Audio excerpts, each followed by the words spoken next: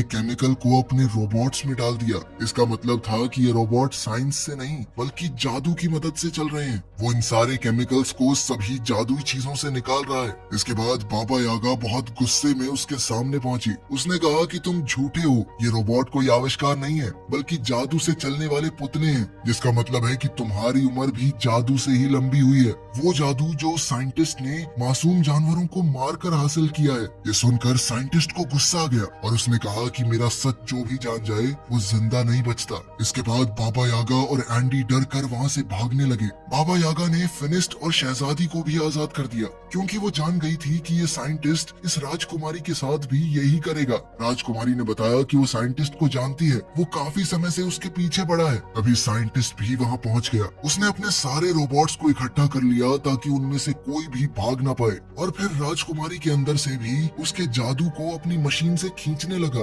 फिनिस्ट ने उसे बचाने की कोशिश की लेकिन वो बंधा हुआ था। वो उसे बचा तो नहीं सकता था लेकिन उसने राजकुमारी का हाथ पकड़ लिया ताकि वो राक्षस में बदल जाए। राक्षस बनते ही राजकुमारी ने अपनी जंजीरें तोड़ दी और वहाँ से भाग गई। मौका पाकर बाबा यागा और फिनिस्ट भी वहाँ से बच निकले लेकिन साइंटिस्ट के आदमी उनके पीछे लग गए। बाबा यागा ने उनसे बचने के लिए अपने जादू का इस्तेमाल किया। उसने तरबूज के बीज उन पर फेंके जो अचानक तरबूजों में बदल गए।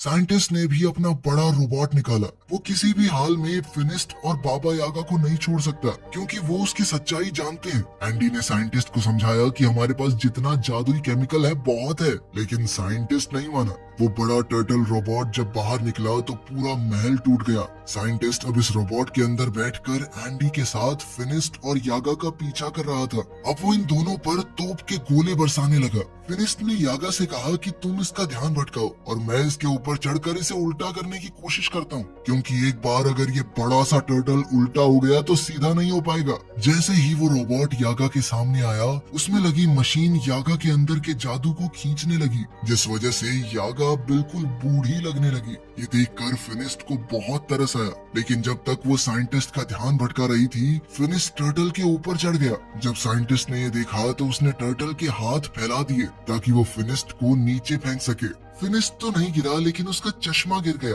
अब उसे दिखना बंद हो गया था। बाबा यागा ने जैसे ही ये देखा तो वो फिनिस्ट की मदद करने लगी, उसे बताने लगी कि कैसे लड़ना है, कहाँ जाना है। इतनी ही देर में राक्षस बनी हुई वो राजकुमारी वहाँ आ गई। उसे देखकर साइंटिस्ट डर गया। वहीं फिनिस्ट ने टर्टल के गले में जंजीर बांध दी और उसे उल्टा करने लगा, जिसके बाद टर्टल के अंदर मौजूद सारा जादुई केमिकल नीचे गिरने लगा। साइंटिस्ट ने अपने जादुई पंखों से वहाँ से बच निकलने की कोशिश की, लेकिन उसके जादुई पंखों ने काम नहीं किया और वो नीचे उस जादुई केमिकल में गिरकर मर गया। वहीं फिनिस्ट भी अब थक कर बेहोश हो गया था। राजकुमारी उसे वहाँ गिरा हुआ देखकर रोने लगी क्योंकि उसे डर लग रहा था कि इसे कुछ हो तो नहीं गया। वो फिनिस्ट से सच्चे दिल से प्यार करने लगी थी। जैसे ही शहजादी के आंसू फिनिस्ट की आंखों में गिरे तो उसे अचानक ही होश आ गया। साथ ही उसकी नजर भी वापस आ गई थी। फिनिस्ट ने उससे अपने प्यार का इजहार किया और हमेशा राजकुमारी के साथ रहने का वादा भी, लेकिन राजकुमारी ने कहा कि अपने श्राप की वजह से मैं तुम्हारे साथ नहीं रह सकती।